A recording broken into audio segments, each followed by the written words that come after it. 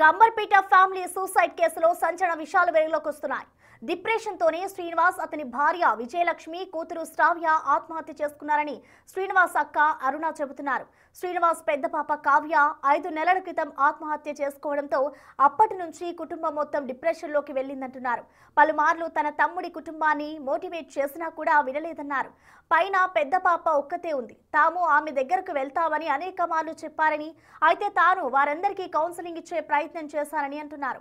అమర్పేట శ్రీనివాస్ కుటుంబం ఆత్మహత్యపై మరింత సమాచారం మా ప్రతినిధి సుజాత అందిస్తారు. నివాసం ఉంటున్న శ్రీనివాస్, విజయలక్ష్మి తన కూతురుతో కలిసి ఆత్మహత్య చేసుకున్నటువంటి ఘటన చోటు చేసుకుంది. ఉస్మానియా హాస్పిటల్లో పోస్ట్ మార్టం నిమిత్తం మృతదేహాలను తరలించారు. కుటుంబ సభ్యులు కన్నీరు మున్నీరు అవుతున్నారు. ఎందుకంటే ఎంతో అల్లారు ముద్దుగా పెంచుకున్నటువంటి ఆ కూతుర్ని కళ్ళ ముందే తల్లిదండ్రులు లేకపోతే నా పాప ఎలా బతుకుతుందో అని చెప్పేసి పాపతో సహా ఆత్మహత్య చేసుకున్నటువంటి ఘటన చేసుకుంది. వాళ్ళ కుటుంబ సభ్యులు అంటే ఎప్పటికప్పుడు వాళ్ళకి ధైర్యం చెప్పే ప్రయత్నం చేస్తారు శ్రీనివాస్కి వాళ్ళ అక్క. కానీ అతను ఇంకా డిప్రెషన్లో ఉండి ఎవరు ఉన్నా సరే నాకు నా పెద్ద పాప లేదు అని చెప్పేసి ఎప్పటికప్పుడు బాధని వ్యక్తం చేస్తూ ఉండేవాడు. అసలు చివరిగా ఎప్పుడు మాట్లాడారు వాళ్ళతో అనేది మాట్లాడదాం. ఎందుకంటే కొంతమేరకు వాళ్ళకి దేవుళ్ళ మీద కూడా ఎక్కువగా నమ్ముతూ ఉంటారు. దేవుడు మాకు అన్యాయం చేశారు అని భావించారా, లేదు అంటే దేవుడి దగ్గరికి వెళ్ళిపోవాలి, న్యాయం జరుగుతుందని భావించారా అనేది ప్రస్తుతం అడుగుదాం. చివరిగా ఎప్పుడు మాట్లాడాడమ్మా మీ? గురువారం 9-10కు మాట్లాడినా. పాప చనిపోయినా డిప్రెషన్లో వెళ్ళిపోయారు. దేవుళ్ళని ఎక్కువగా నమ్ముతూ ఉంటారంటారు, నిజమేనా? నమ్ముతారు కానీ పాప వల్ల చనిపోయారు. నా పాప అంటే చాలా ఇష్టం, అందుకనే. అంటే ఇద్దరు పాపల్ని కూడా ఎంతో బాగా చూస్తాడు, వాళ్ళ భార్యను కూడా చూసుకుంటాడని చెప్తున్నాడు. కానీ అసలు ఎందుకు ఆ నిర్ణయం తీసుకున్నాడు? ఎందుకంటే పాప అంటే చాలా ఇష్టం అని డిప్రెషన్లో వెళ్ళిపోయారు. మనం ఎంత చెప్పినా వాళ్ళు వినలేదు. వాళ్ళు ఎప్పుడైనా మీతో బాధలు చెప్తూ ఉంటాడా? చెప్తాడు, ఎందుకు చెప్పాడు. కానీ పాప అంటే చాలా ఇష్టం వాళ్ళిద్దరికి. ఎందుకు చనిపోయింది పెద్ద పాప? ఆమె ఎందుకు చనిపోయిందో తెలియలేదు. ఆ పాప కూడా ఏం రాలే, కానీ ఆ పిల్ల డిప్రెషన్లో అయిపోయలేదు. ఆ పాప చిన్న పాప ఎప్పుడైనా మాట్లాడుతుందా మీతో? చిన్న ఆమె కదా, ఇంట్లో విషయాలు చెప్తుందా? ఇట్లా నాన్న డిప్రెషన్లో ఉన్నాడు, బాధపడుతున్నాడని. చిన్న ఆమె కదా, ఆమె 15-16 ఇయర్స్ కదా. ముందుగా మీ తమ్ముడు భార్య చెప్తూ ఉంటుందా, వదిన ఇట్లా ఇబ్బందులు ఉన్నాయి అని? ఇబ్బందులు ఉండే వాళ్ళకు నేను సాయం కూడా చేసిన. నేను ఇబ్బందులు ఉంటే సాయం చేసిన. ఆర్థిక ఇబ్బందులు కూడా ఉన్నాయి, కానీ పాప మెయిన్. పాప వల్ల చనిపోయారు వాళ్ళు. డిప్రెషన్. పాప అంటే చాలా ఇష్టం, ఇంకా చిన్న పాప కంటే పెద్ద పాప ఇష్టం.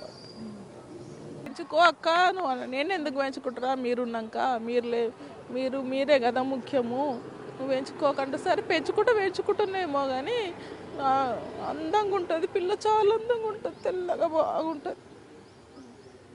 పిల్లల్ని బాగా ప్రేమించారమ్మా ఇద్దరు, చాలా ప్రేమించారు. అది తట్టుకోలేకపోయారు, అంతే, ఇంకేది లేదు. డిప్రెషన్ వెళ్ళిపోయారు. అందులోకి వెళ్తలేరు వాళ్ళు. సైకాలజీకి చూపించినాడు వాడు, ఆమెకి టాబ్లెట్ వేసినాడు, మళ్ళీ తీసుకుపోయి చూపిస్తున్నాడు అంటే కూడా వెళ్ళలేదు. మా ఇంటికాడ మళ్ళీ ఉంచుకుంటామంటే కూడా రాలేదు వాళ్ళు గళ్ళకి వెళ్ళి. ఇప్పుడన్నా అది ఎన్ని రోజులకున్నా వాళ్ళు డిసైడ్ అయిపోయాను, అంతే. ఇక మనం ఏం చేయలేము ఇక.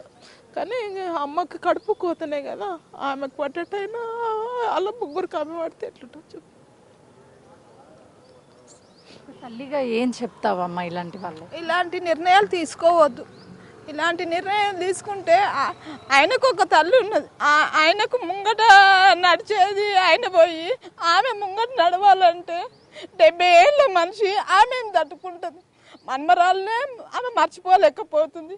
మళ్ళీ ఇదొకటి దెబ్బ, అసలు మేమే చూడలేకపోతున్నాం తెలుసా రాత్రి నుంచి. ఇట్లాంటిది ఎప్పుడు చేయొద్దు.